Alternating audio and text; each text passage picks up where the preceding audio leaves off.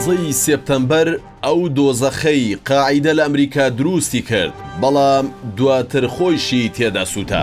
کات بەرەبەیانی ڕۆژی 11 ئەیلولی ساڵی 2001 ئەو ڕۆژەی کە بە 11 سپتەمبەر ناسرا لە تەواوی جیهاندا.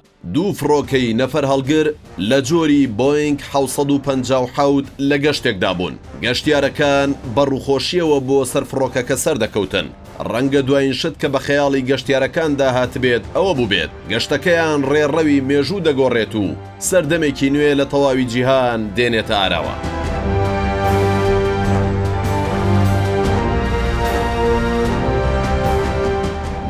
هەردوو فڕۆکەکە لە نێوان بۆستن و لۆس ئەنجلوسی ئەمریکا ڕفێنران و دەستیان بەسەرداگیرە. دواتر ئاڕاستەی فڕینیان گۆڕدرا و خۆیان کێشە بە هەردوو تاوەری بازرگانی جیهانی و هەردوو تاوەرەکەیان تەقاندەوە. ئەمەش بووە هۆی گیان لە دەستدانی 2996 کەس و هەزارانی دیکەش بریندار بوون.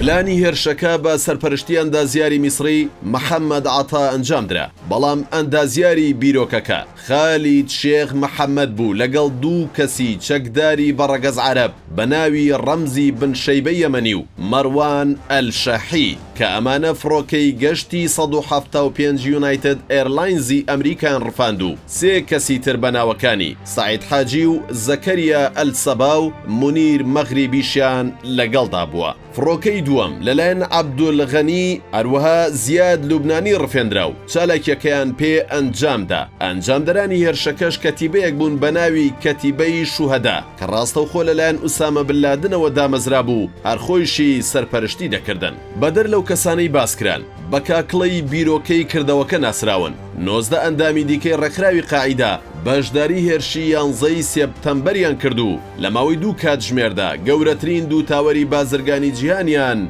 بە تەواوەتی خاپور کرد. لە هەمان کاتدا کە فڕۆکەی یەکەم و دووەم لە نیویۆرک هێرشەکەیان ئەنجامدا، فڕۆکەی سێمی ئەمریکان فلایتی 77 ئاراستە کرابوو بۆ پێنتاگۆن. فڕۆکەکەی چوارەمیش سربەهێڵی ئاسمانی یونایتد بوو کە ئاراستە کرابوو بەرەو واشنتۆن، بەڵام پێشەوەی بگاتە شوێنی مەبەست لە نزیک دەشتێکی ناوچەی شانکسڤیل لە پەنسیلڤانیا تەقیەوە و لە ناوچوو. Police operator 1886, where is your emergency? Yeah, hi. I'm on the 106th floor of the World Trade Center. We just had an explosion. ئەو پەیوەندیە تەلەفۆنیەی حسابی بۆ نەکرا.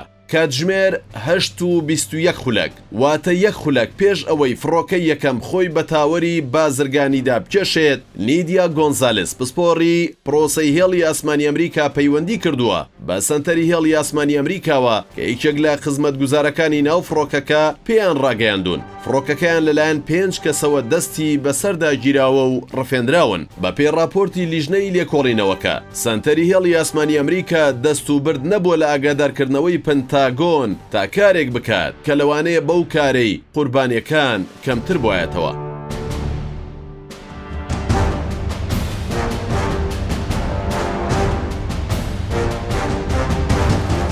ئوسامە بن لادن کەی و چۆن هاتە سەرخەت؟ دوای هێرشەکانی 11 سپتەمبەر ئەمریکا و جیهان تووشی شۆک بوون، چونکە ئەوە یەکەم هێرشی سەر ئەمریکا بوو دوای سربەخۆی ئەو وڵاتە لە نێو خاکی ئەمریکا ئەنجام بدرێت، واتە 2 سەدە بوو شتی لەو شێوەیە ڕووی نەدابوو. ئوسامە بن لادنی سەرۆکی ئەو کاتەی ڕێکخراوی قاعیدە زوو هاتە سەرخەت و ڕەتی کردەوە کە ئەم هێرشانە پەیوەندی بە گروپەکەی ئەوە هەبێت. بەڵام دوای 3 ساڵ و لە ساڵی 2004 ئوسامە بن لادن بەرپرسیارەتی خۆی سەبارەت بەرامبەر هێرشەکانی 11 سپتەمبەر نیشاندا.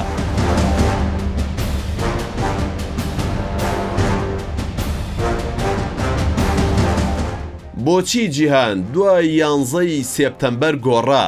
ئەمریکا دوای 11 سپتەمبەر هاوشێوەی ورچێکی بریندار بڕیاری ڕاگەیاندنی دوو جەنگی گەورەیدا. یەکەمیان لە ئەفغانستان و بۆ دوورخستنەوەی تاڵیبان بوو لەسەر حوکم، بەو پێی ساڵانێک بوو تاڵیبان داڵدەی قاعیدەی دەدا. دووەم جەنگیش لە عێراق و بۆ ڕوخاندنی ڕژێمی سەدام حسێن بوو چونکە هەندێک بەڵگەنامەی نهێنی ئاماژەیان بە پەیوەندی نهێنی قاعیدە و سەدام حسێن ئاشکرا کردبوو. ئەمریکا دوای 20 ساڵی تەواو لە ڕووداوەکانی 11 سێپتەمبەر بڕیاری کشانەوەی لە ئەفغانستان جێبەجێ کردو کۆتا سەربازی خۆی لە خاکی ئەو وڵاتە کشاندەوە. وڵاتەکەی ڕادستی ئەو ڕێکخراوە کردەوە کە بەشێک بوو لە پلانی هێرشەکانی سەر وڵاتەکەی و بەهۆی هێرشەکانەوە بڕیاری ڕیشەکێشکردنی ڕێکخراوەکەی لە وڵاتی ئەفغانستاندا و لە دەسەڵات و وڵاتەکەش دووری خستەوە. لە لایەکی دیکەوە لە عێراق و دوای زیاتر لە 18 ساڵ ئەمریکا لە لێواری شکستێکدایە کە پێدەچێت بە بێتەتانەیەکی گەورە بەسەر مێژوەکەیەوە چونکە میلیشیا چەکدارەکانی عێراق ناچاریان کردووە بە بیرکردنەوە لە جێهێشتنی وڵاتەکە و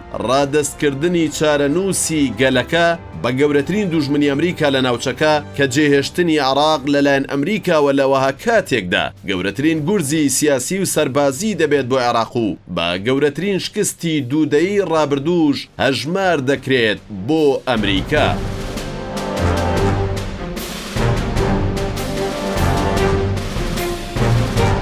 بڕیارەکەی بایدن کە ئەمریکا زیاد لە دوودەیە لێی دەترسێت. با فەرمانی جۆ بایدن سەرۆکی ئەمریکا بەڵگەنامە نهێنیەکانی تایبەت با ڕووداوەکانی 11 سێپتەمبەری ساڵی 2001 بۆ ڕای گشتی ئاشکرا دەکرێن واتە لە دوای 20 ساڵ زۆرترین نهێنی لەو بارەیەوە ئاشکرا دەکرێت. جۆ بایدن لا نوێترین لێدوانیدا ڕایگەیاند کاتێک خۆم بۆ پۆستی سەرۆکایەتی ئەمریکا کاندید کرد بەڵێنێکمدا بۆ ئەوەی شەفافیەتی خستنەڕووی بەڵگەنامەکانی هێرشەکانی 11 ئەیلولی 2001 جێبەجێ بکەم. ئێمە لە 20م ساڵ یادی ئەو ڕۆژە کارە ساتبارە نزیک دەبینەوە. ئەو بەڵێنم جێبەجێ دەکەم.